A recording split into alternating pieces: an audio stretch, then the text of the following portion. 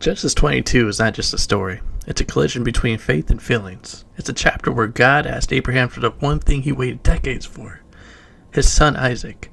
Verse 1 says, God tested Abraham, not tempted him, not punished him, tested him.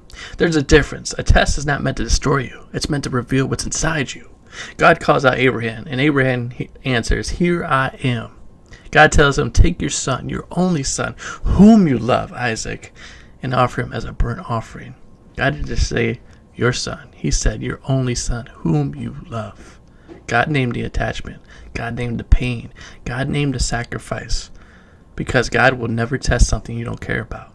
Abraham didn't argue. He doesn't delay. He doesn't navigate. The next morning, he gets up early. That's faith. Obedience before emotion talks you out of it. They traveled 3 days. That's important. That's 3 days of walking with a command he didn't understand.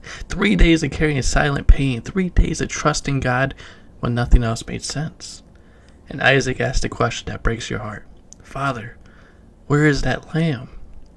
Abraham answers with prophecy. God will provide for himself a lamb. He didn't say, I will provide. He said, God will. When they reach the mountain, Abraham ties Isaac up. Isaac doesn't fight. Isaac trusts his father. That's powerful. And Abraham raises the knife. But right before the blade falls, God stops him. Abraham! Abraham! God always calls twice when something is urgent. God says, now I know that you fear God. Listen, God already knew Abraham's heart. But Abraham didn't.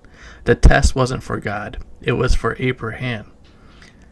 Then Abraham looks up and sees a ram caught in the ticket. God didn't create it in that moment. He had already prepared it. And Abraham names the place Jehovah Jireh. The Lord will provide. Not might provide, not used to provide, will provide. Then God makes the promise again. Bigger than before, more powerful than before, because obedience always unlocks increase. Now, don't miss this. A father took his only son up a mountain. He carried the wood on his back. He was willing to be sacrificed. That's Jesus. Genesis 22 is a preview of Calvary. But here's the difference. Isaac was spared. Jesus was not. God stopped Abraham, but he didn't stop himself. Why? Because God would rather sacrifice his son than lose you. So this chapter teaches us, God may test what you love, but he would never fail to provide. He may stretch your faith, but he would never break his promise. And sometimes, the blessing is not what God gives you, it's what God proves about you.